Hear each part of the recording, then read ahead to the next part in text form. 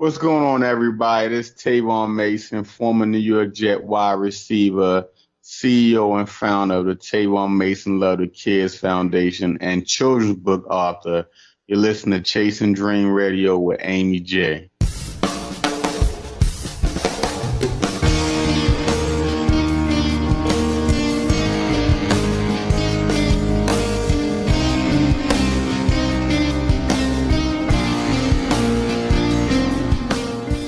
Welcome to Chasing Dreams podcast with Aimee J. Aimee believes that realizing a life without regrets is achieved by taking chances, chasing your dreams, making moves, and overcoming your doubts. The Chasing Dreams podcast will help you overcome life's obstacles, believe in your potential, and inspire you to face your fears. And now here's the woman who is passionately pursuing her dreams, Aimee J.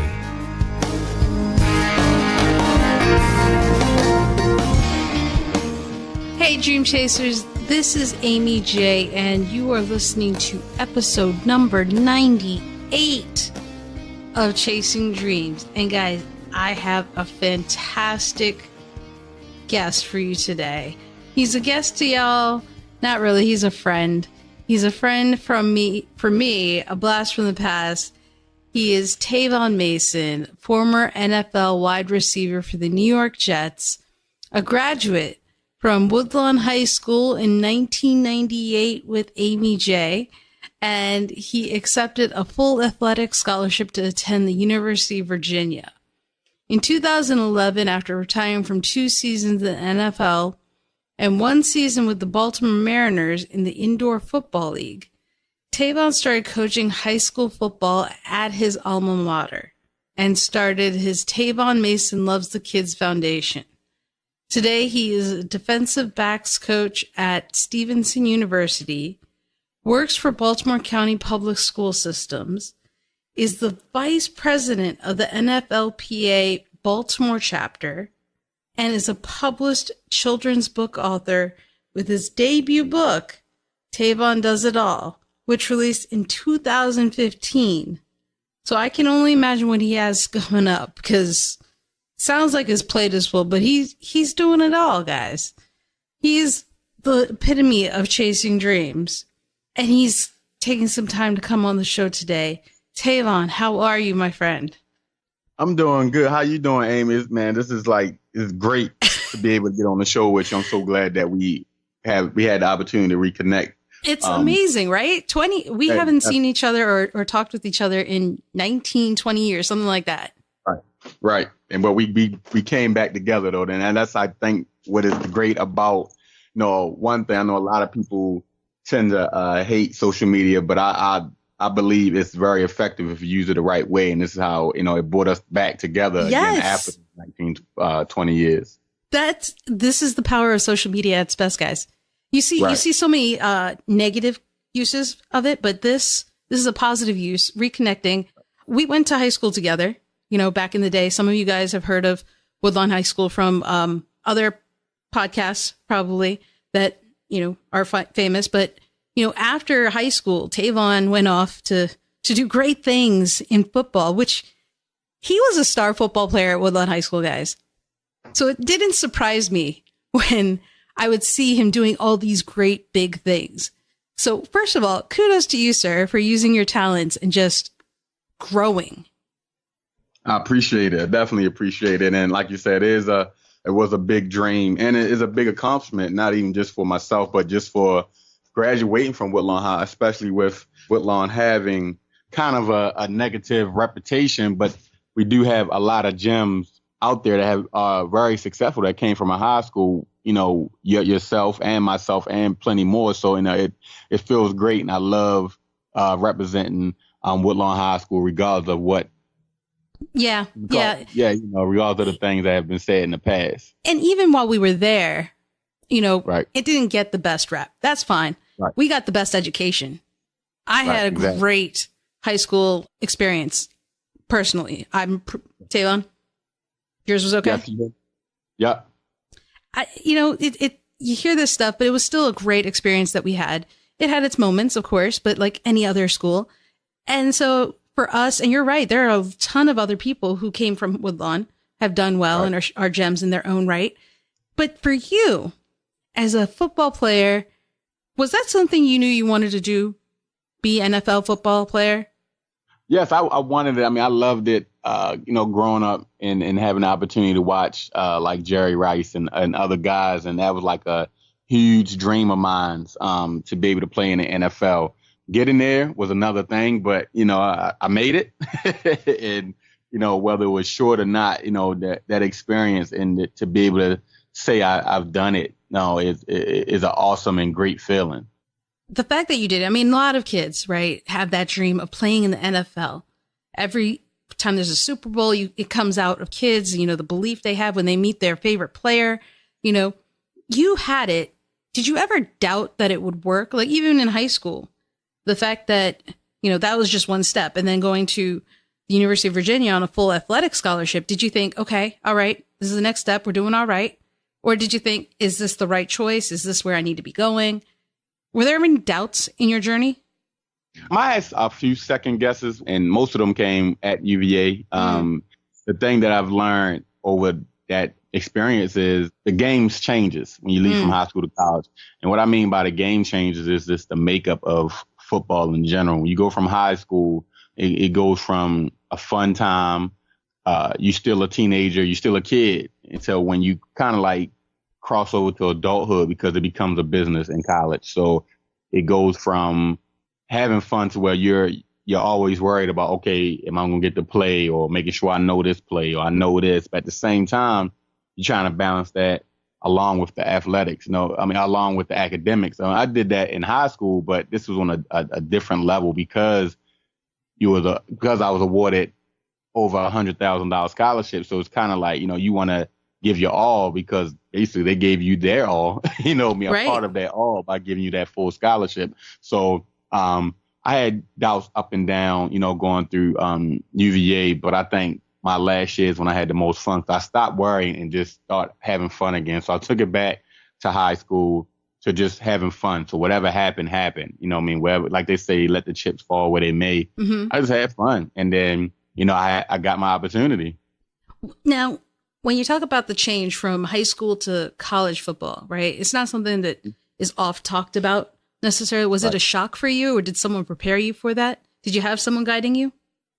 It was a shock. I didn't have one guiding me. I did have kind of a mentor, and and we both knew him, Keon Carpenter. I think his mentor, his mentoring came from being able to see him do it. Because before he did it, I was like, how do you go about getting to college? Sure. Didn't really know anything about recruiting or sending off footage. And then when he got into Virginia Tech and got a full scholarship to Virginia Tech, then for one, that was like, wow, that is hope out there.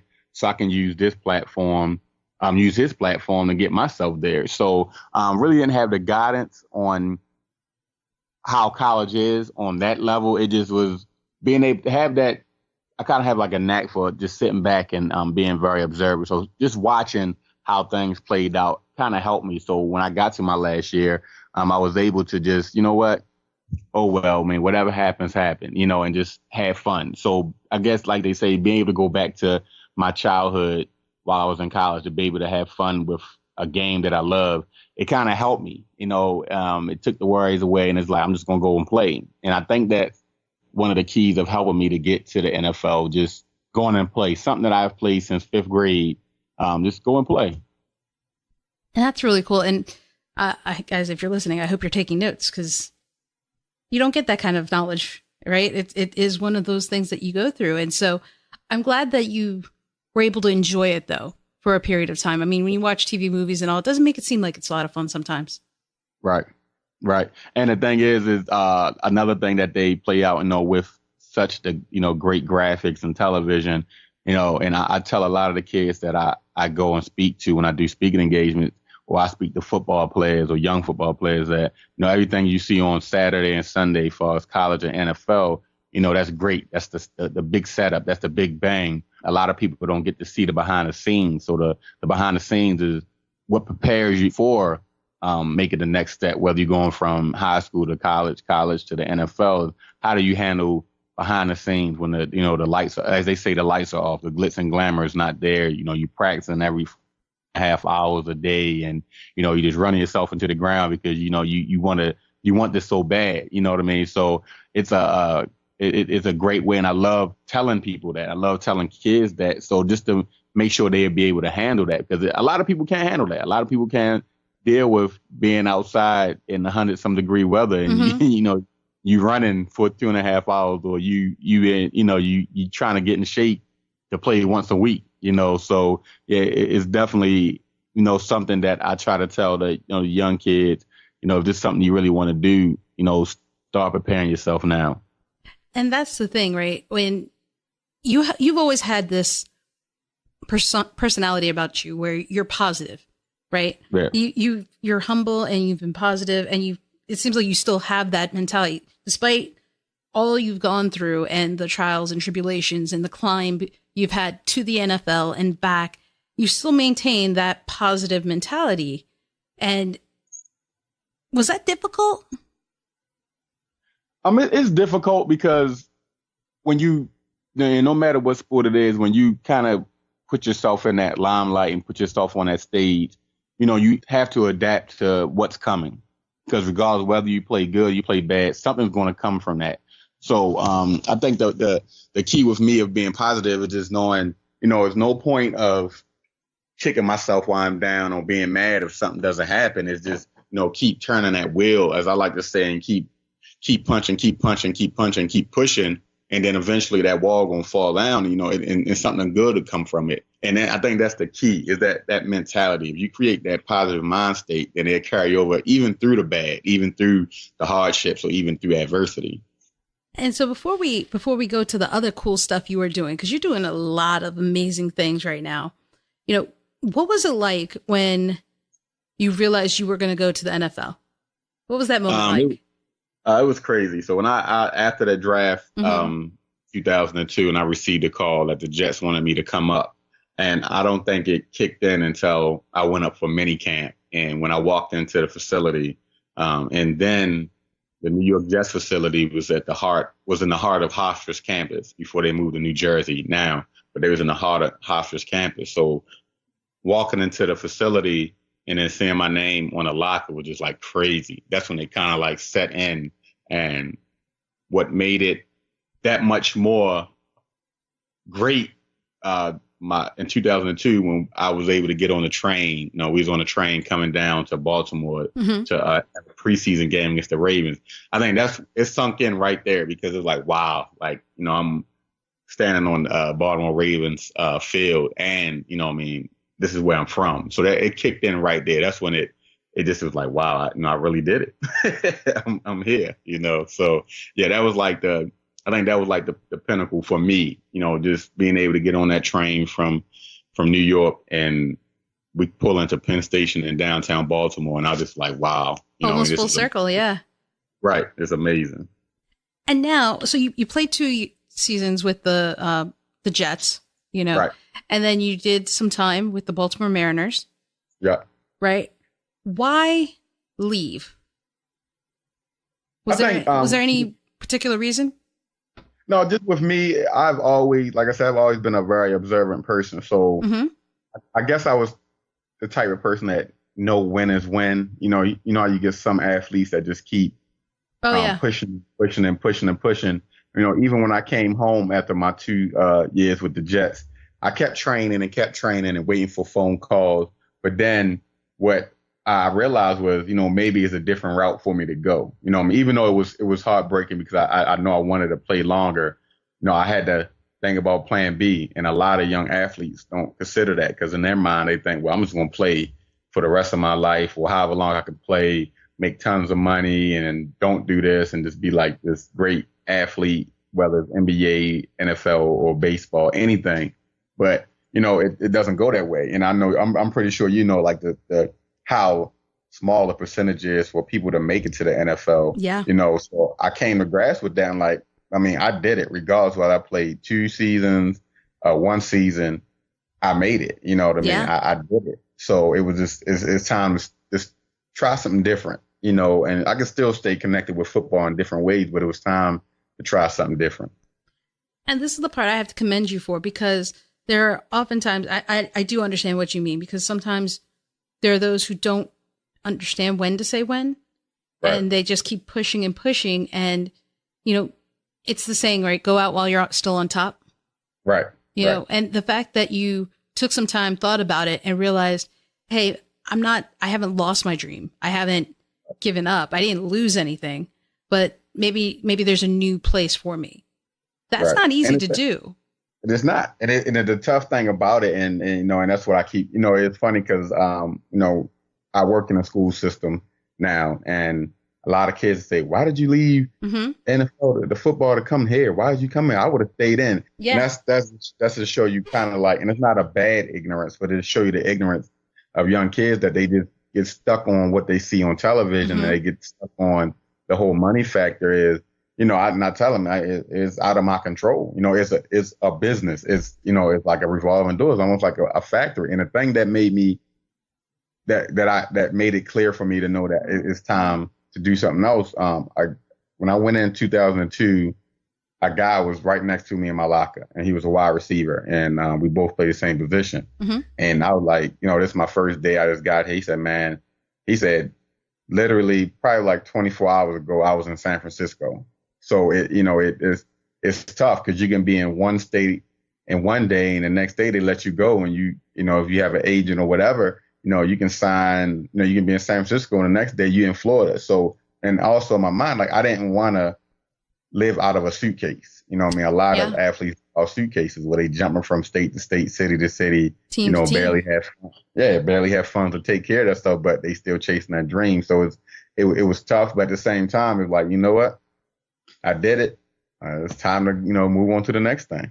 And see, I like how you said that, because it's one of those things where, because staying in has been advertised so much in movies, television, right? And everything you see, everyone's like, you know, stick with it.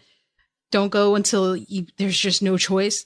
And here you made it your choice, but also the fact that you acknowledge that this isn't a quitting move. Right. Right. And kids today, I think, feel that it's a quitting move. And it's like, but that's not the case. Right. You know, it is a business. You chose to go out on your own terms. Right. That's impressive and, you know, admirable, because that was your decision. Yeah, exactly. Now, when you talk to kids about that, though, I'm curious, do they understand when you explain it to them? I think it depends on the age group. When I talk to my middle schoolers, some will get it, some might not get it, because, you know, they come back the next day or a couple of days later and say it all over again.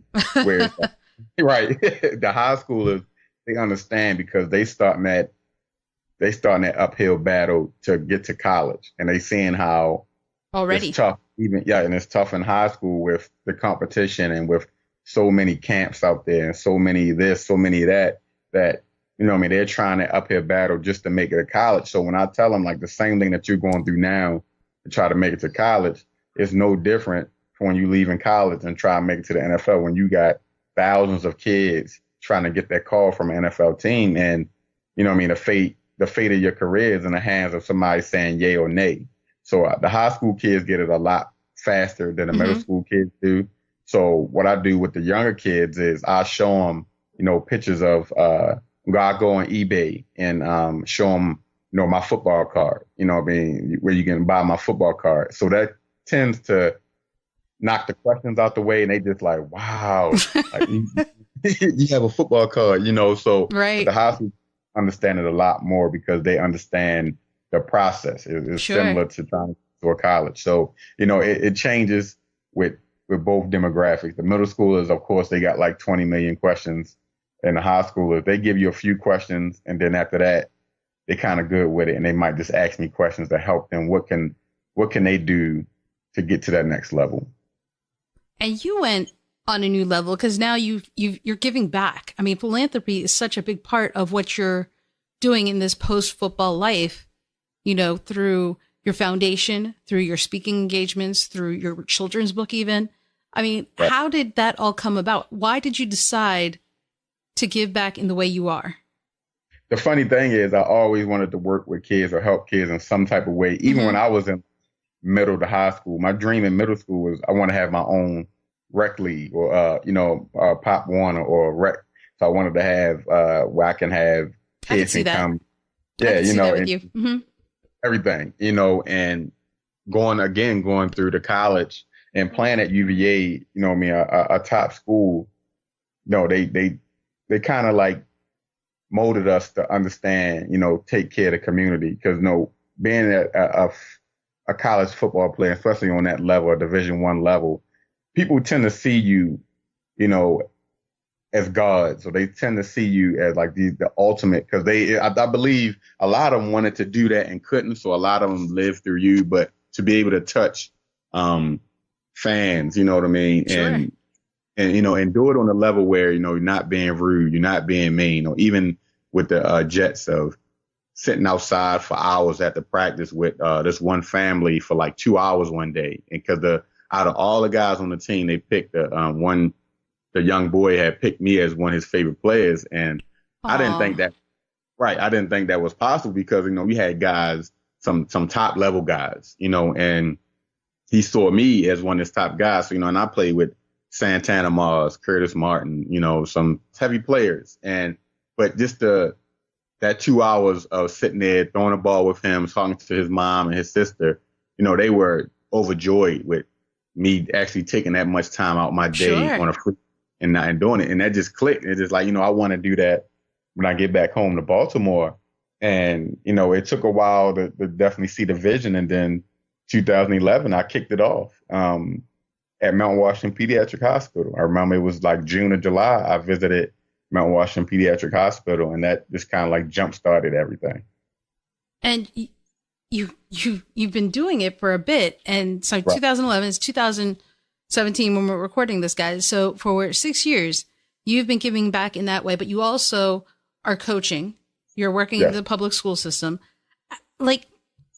And I asked this of the dream chasers. Every dream chaser I talk to seems to have this kind of lifestyle. So the question always comes, do you sleep? Or is this some kind of adrenaline thing you got going that keeps you going? I don't understand. How do you do it all? I do sleep. I do. I will say I had to come to a complete balance. And the thing that made me, and they always say that something will always, when it comes to like your health and, yourself, taking care of yourself, something will tell you to sit your butt down when it's time to sit your butt down. So this past January, I was diagnosed with Bell's palsy, and it came out the blue. You know what I mean? It could have been over. Sorry to hear that. Yeah, I know, no problem at all. It could be from overstressing. It was stuff going on in December. Keon had passed in December. Yes. That was very scary because he was 39 years old. So young man. And of course doing a lot of stuff. So on a good note, the Bell's palsy helped me kind of like reevaluate everything that I do.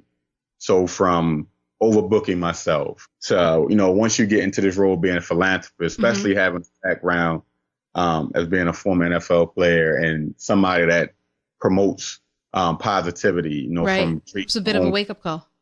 Right. Create my own quotes online and posting it and giving and uplifting everybody else. It was a wake up call. Like, you know what, Tavon, you got to pull back a little bit and spread everything out. So this year has been, it's been great, but those first 3 years of, pounding the pavement and getting everybody to see my vision, to see my mission, to see whatever initiative we got going on. It was literally a daily, almost 24-hour thing to where, myself and my co-founder, Melissa, we sit down and create our own brochures. We create our own flyers, sending emails. It was posting, sending stuff on a daily basis. So, I did have to create that balance. So what I did now is Monday through Friday, I do activities towards the foundation, whether it's sending out, emails, whether it's talking to people. But once Friday hits, Friday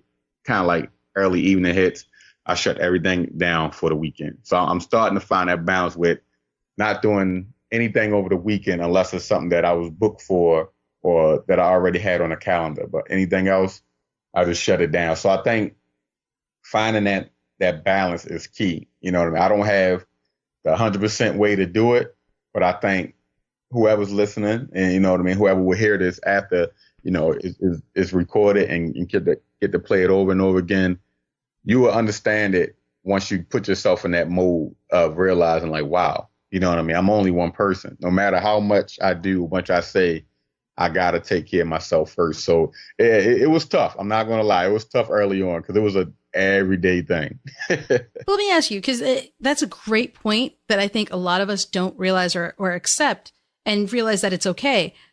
Did you feel that you were, because I'm going to say he's absolutely right, guys. You can't take of others so you take care of yourself. It's like when you're in a plane, right? Put on your own life preserver before you help someone else, right? That's what they say. It's a true statement in life as well. When you did that, Tavon, when you started taking care of yourself, putting yourself first and scaling back, did you think you were doing a disservice to the people who you were helping? Because I feel like that'd be something I'd think about. Not at all, because the main thing that I pulled back on was responding. And what I mean by responding was, so this is how my day used to go in 2016. So if someone would send me an email, a message, or whatever it was, I found myself answering right away. But if I would email someone, whether it's an organization, a business, or anything, I wouldn't get a response back. Sometimes like 4 days to even a week and a half later. So what I started thinking about when I was going through the Bell's palsy was, something is strange here. It's like I'm giving individuals immediate attention. However, if I ask for the attention, and with respect, I didn't want people to respond back right away, but I wasn't getting that. So I had to realize to myself, I had to say to myself, like, Tavon, you are doing a lot. People tell me like, Tavon, you do a lot, with your initiatives, with helping people, being an ear for people. Mm-hmm. And I had to realize to myself that, I can't keep doing this, because if I'm not getting the same respect back as far as getting responses, then why am I responding back right away? Why am I up to like 11:30 at night, 12 midnight, answering posts, answering questions, answering comments, So I had to ask myself, like, and tell myself, like, come on, all the quotes that you put out and the positivity you put out, you got to start thinking about it for yourself as well. So you got to start using it on your own, not just to give out to everybody. Look at it, read it yourself. Yes. We're so often quick to share all this stuff, but we forget that it should apply to us as well. And exactly. Just to kind of clear something up, though, it's not that you thought others were being disrespectful to you, right? Do you think it was just how they did their business? Right. Yeah. Right. It's more so how they did their business, how they handle the business. Because me personally, my thing is, if I have a service I can give, I guess I'm old school. You're full throttle, man. Right. That customer service. Oh yeah. Aspect. I want to give it to you 100%. So I guess it's just my belief that it should be given back that same way. So it wasn't, like you said, a disrespect issue. It was more so just how I was raised and how I was taught and what I've learned over the years of, giving that personal that attention. Right. And giving that service back. If I'm going to put my name out there and put myself out there that I do this, I just believe it should come back the other way. You know what I mean? So I had to change that mindset as well. Everybody don't think and operate as I do. That one's harder to wrap around one's head sometimes. Oh, yeah. And the thing is, guys, when you're working with other people, not your priority isn't necessarily everyone else's priority. Right. And it's hard to understand that when you're working on something. It's like, wait, what do you mean? We need that right now. We gotta get that out. And it doesn't always, like, what are you talking about? That deadline is like in a month. Like, shouldn't it be done by now? And they're like, no, we'll get it out like the week before. Like, right, exactly. Oh, that's so late. Okay. Right. And it's different, but you kind of have to adjust to remembering you won't always have the people with your mindset working with you, but you should always try and work with people who have the same mindset as you. Right. Exactly. That made sense. but you're still making it work. I mean, you're still giving back. You had a wonderful slippers gathering in Baltimore where you were gathering slippers for the community, right? Yeah. And then you've also have a number of other activities going on. But I kind of want to talk about your book real quick. Okay. What inspired you writing a book? The crazy thing, the person that we know was my co-writer and who independent publishing company I signed with, she reached out to me on Instagram because she saw my foundation thing. Mm-hmm. And we had a phone call, and she's based out of Michigan. We had a phone call, and she asked me, have you ever written a book? So I said, yes. I wrote a book before, when we had talked, like the day before I wrote a book. I just sat at a computer and just started writing something. I'm still a kid at heart, so I have a huge imagination. So when I emailed it to her, she's like, this is great. You know, I showed it to my illustrator because she had written and published a few books. So she's like, you know, we should come up with something about you because, you know, everyone will fall head over heels for you because of, you know, you played in the NFL. Let's do one over you. Let's do, you know, a diverse book. Let's do one showing who you are, you know, for our African-American community and for our kids. And she came up with the concept, and we used from the cover, the uniform I have on is when I played with the Woodlawn Rams. So, you know, I told her I wanted to do, you know, it based off of when I played with the Woodlawn Rams. So, and we just wrote. And I think a lot of it came from just my imagination and taking my imagination and taking facts and just putting it together. And, you know, I mean, when Thomas came up with the illustration, and I was floored. You know, when I saw the process is just amazing. You know, she would email me the images starting at stick figures to what you see in the book now or what you see on the cover of Tavon Does It All. And I was just like, wow, you know, this is amazing how that came to life. And so can we expect more from Tavon, the children's book author, or even just Tavon, the author? Oh, yes. And then the one thing, and I'll go ahead and share it, you know, on the show with you, is I'm about to wrap up my motivational book. So I'm just going to close out this last chapter. And the motivational book, again, you know, coming from a lot of the quotes that I create and I will post on social media for people. So I actually went back through my Instagram and found the quotes that I created and just took them and made a book out of them. So, and I just wanted to use it as a pocket guide for people, you know, when you having those moments, say you're walking home or you're walking through work or you're sitting at your desk or wherever you at. And, you know, you just having one of those moments. I wanted it to be the type of book where you can just pull it out and roll right to that chapter that pertains to you. And you can just start reading it and it kind of give that relief at the moment to help you get through what you going through. So I'm actually going to make 2 series of those or 2 volumes of those. So I'm going to do a first one and I'm going to do a second one. That is fantastic. And guys, as soon as it releases, we will update the show notes page with the links where you can find that. So pay attention. Tavon's first book you can find on the show notes page. His upcoming ones will add to it as soon as they come out. But you heard it here first. There's more coming. I think that's awesome that you're doing that. Thank you. No problem at all. So do you have ideas for more stuff outside of books, outside of what you're doing? What else can people expect from you? I'm pushing. I'm trying to see where I want to go with the coaching world. I'm going on my 4th season at Stevenson University. And, you know, great things have came with coaching there the last 3 seasons, going on 4 seasons.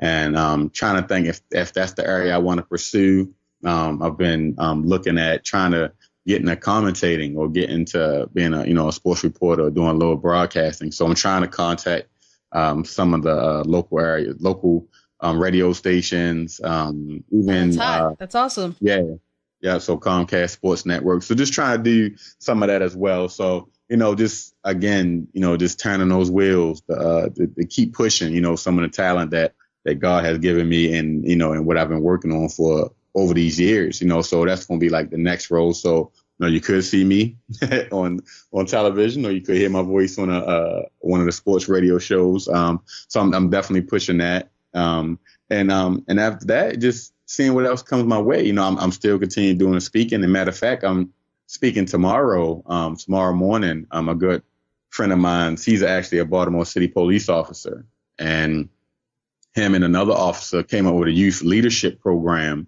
through the Western District. And he had reached out to me 2 weeks ago to ask if I would be one of the speakers tomorrow morning. So I'm going to be a speaker, and this is going to shock you.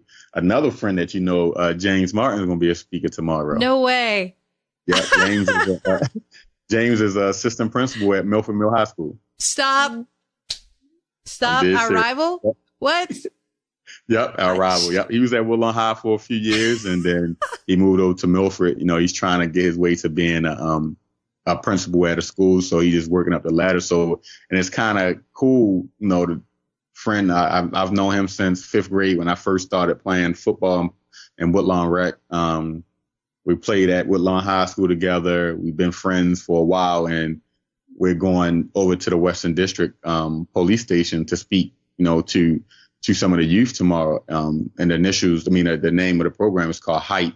I forgot what they break down to, but called HYPE, is a youth leadership program that the police came up with, just to try to close that gap between the community and the police department and just start that mentoring angle. But, we both on the same, on going to be speaking tomorrow. So that, it's another thing, another great guy, another great person that we've known, is doing things. And, tomorrow we'll be speaking to some of the youth here in Baltimore. So that's next up tomorrow morning, so just continue to speaking, continue to be able to speak, get out and just, let kids know that, you can do what you want to do, and be yourself, And even for adults, being yourself, you don't have to attach on to someone and ride that wave with them if that's not your wave. It's okay to be yourself, and things and big possibilities will come.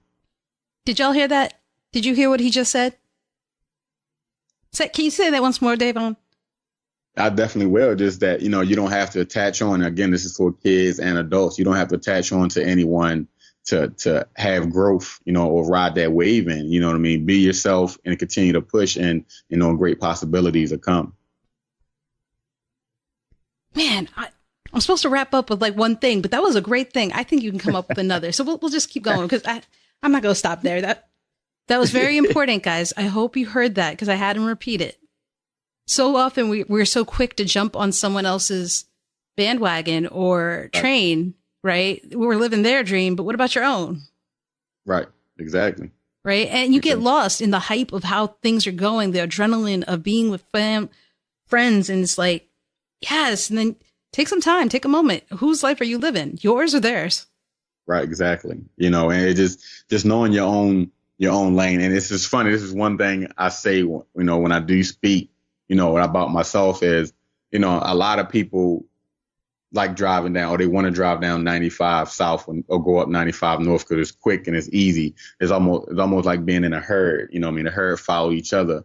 But, I decided to take a off ramp and take a different route to get to where I needed to be at, and I just try to get people to understand that you don't have to follow the same road as everyone else, to get the results you want to see. Some people might get results quick. People might take a little while. Yours might take even longer. But I believe whatever road you follow, especially if it's the road that you created, you'll appreciate it more, and you'll honor it more doing it your way, without having to cut corners. It's very true. It's very hard, though, guys, at the same time. We get that. It's very difficult, sure, but not impossible. Right. That's the thing. Because Tavon, you've made your own path, right? Yes. There's a path, and then there's your path. And I'm sure you've looked at other people's journeys, and have you been envious of them? I would say I have my moments when I have, because it's like, wow, how did they get that quick, or how do they have it that long? Then I had to realize that, their path and my path, if I went their path, it probably won't match up. You know what I mean? I probably won't get the same results as they did. You know what I mean? Maybe this is the way for me. I also have people, that kind of look down on what I'm doing because I'm not doing it for the money. Sometimes I get paid for coming out to speak at certain things, but I'm not doing it for the money. I'm doing it to kind of better our communities and better our world, overall. And I'm not looking to the financial aspect, you know what I mean? And so I get some backlash for that. But in my mind and in my heart, I know I'm doing right. For instance, when our last slipper drop off last Thursday, we visited the University of Virginia Children's Hospital. I had the opportunity to go back to my school, and the one young lady, who I visited in her room, her and her dad, when I left out the room, her dad had looked me up and was like, "Oh, can he come back, sign an autograph?" So the young lady named Faith had me autograph the back of her cell phone, you know what I mean? And from her dad to her mom, they've been sending me inboxes on my foundation Facebook page on, just you don't know what you did when you came into that room. Like, she was down all week because of, her surgery. And when you came in there, she's been smiling, she's been happy, she's been upbeat. So to me, that kind of like tops any amount of money that I could get. Because I get messages like that. Like, I know I'm doing what I'm supposed to be doing. I know I'm doing it. I'm doing right. When I receive messages like that, from complete strangers, people I never met before. And I receive messages from people like that, and not just the kids, but their parents, their grandparents, their aunts, their uncles. So, that keeps me afloat and help my vision stay clear on what I'm doing is the right thing that I'm supposed to be doing. Yeah, that's awesome. And not surprising to me. I am biased, but I got 20 years to take the bias away, guys. So that's the kind of guy he is. But that's also a great testament to the work you're doing. Yeah, exactly. And it's just for us, as a people. And I say, one of the things I posted a quote last month that, if we increase the love, we'll decrease the hate for each other. So, just trying to make that possible, and I know I'm just one person amongst billions, but if I can just keep plugging and plugging and plugging, that voice will be heard, and I'm not going to stop, I'm not going to stop doing that. Which, don't keep being you to the truest that you are. Because Tavon, I think I love what you're doing. I love what is to come. And I'm so happy that life hasn't brought you down, but if nothing else, you're bringing people to life. Right. And that's the main goal, just to keep them upbeat, and just let them see that, they do matter. You know what I mean? You have a voice. It's just how you use your voice. Sure. Now, as we wrap up, the one thing, because you had that deep one before, but I'm not going to count that. What is one thing you would tell someone who has a dream, may not be chasing? What is one thing they can do today to chase their dreams? The one thing they should do today to chase their dream is to sit down and write down their goals. Oftentimes, a lot of people, they have a thought, but they don't create a plan. You know what I mean? And I think if you sit down and create that goal and start working on one goal at a time, a lot of times we try to be like octopus. We try to have an arm here, arm there, arm there, arm there. We're trying to figure out why we keep moving around in a circle. So pick that one dream and then go 100% at it. And when you hit that wall, and we all do, you know what I mean? I hit speed bumps through my career of athletics. When you hit that speed bump, you know what I mean? Step back, take a deep breath and then go back at it again, but never quit. You know what I mean? Another quote that I have, and for the listeners that, that I created, even through adversity, I will not quit. So no matter what storm comes at you, it can be a tiny storm, it can be a major storm. No matter what it is, shake it off and keep going back at it. Another thing you can do is surround yourself with like-minded people. You said it earlier yourself. You got to surround yourself with people that are positive, that have similar missions as you or similar goals as you, or have goals in general. You know what I mean? If you put yourself around individuals that are content with what they're doing, you're going to stay the same way. Never settle. Find people or put people around you who are driven. You know what I mean? 'Cause that's going to help keep your mojo going. So I that's like one of my things, or some of the things that I like for the listeners to take with them. You know what I mean? Don't stop on something. Don't quit on something because it got hard. If you have to take a day or two away from it, take 2 days away from it and go back in it. There's been plenty of times during this journey of my foundation where, like I say it was twice, where I wanted to shut it down because I have people that would come in, they would pose as if they wanted to help. And I guess that main thing was getting out of it was, I'm working with Tavon and he's a former NFL player. So it's going to help boost up my resume, and then they end the win. And I had twice where I just like, you know what, I'm going to be done. I don't want to do this anymore. But what I did was I took 2 or 3 days away from it. And then once I shook it off, I came right back. And, to date has grown. It's grown to where we have serviced the men's shelter. We did a winter coat and toiletry drive for the men's shelter. Wednesday, we finished our healthy snack drive for Camp St. Vincent de Paul. We going to Camp St. Vincent de Paul on Wednesday to drop all these healthy snacks off for the camp. And Camp St. Vincent de Paul, they cater to homeless children that live in shelters or live in all type of different living conditions, but they bring the kids in for free. And last year, my team and I started a healthy snack drive for them, and we collected healthy snacks so they can have during camp. So, those 2 times that I thought about quitting, and I just took a step back and then came back in at full steam, it got me to where I am now, to the point where, with the slipper drive, since 2012, we've collected well over 2,000 pair of slippers, and we have expanded hospitals. We went from 1 hospital in 2012 to this year, to up to 2017. Now we into like 7 hospitals each year. That's amazing. So, yeah, 7 hospitals and taking hundreds of pairs of slippers to different hospitals. 2 of the hospitals, Aimee, have been in Virginia. So we even took our slipper drive on the road. So, that just goes to show you that regardless of what's going on, you can make it happen. But if you don't believe, and I'm not talking about your friends or even the people that work with you, if you don't believe in what you're doing in yourself, then it doesn't matter. But you have to it starts with you. You have to believe in yourself.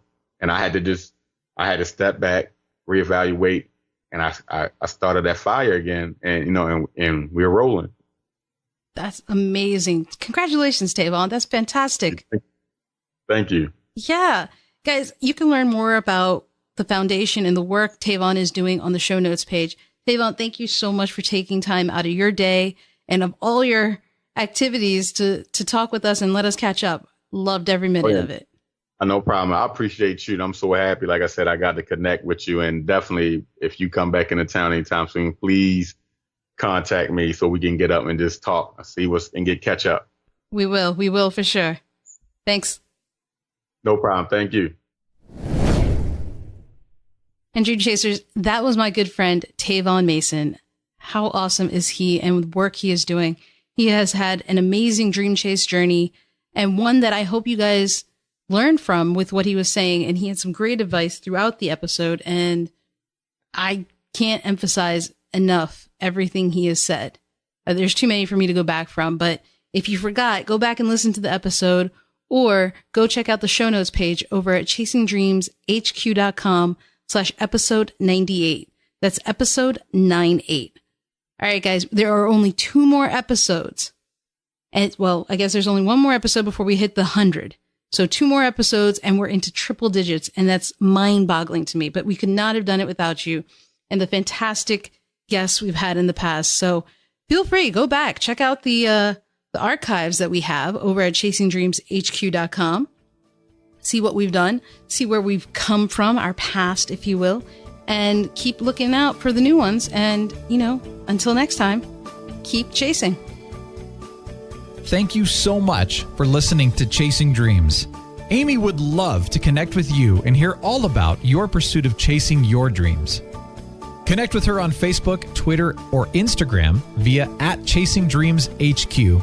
Or you can find Aimee on Twitter @AimeeJ21. That's AIMEEJ21. Be sure to visit headquarters over at ChasingDreamsHQ.com for more inspiration, motivation, and resources to help with your own dream chase. We hope you'll join Aimee next week, and until then, keep chasing.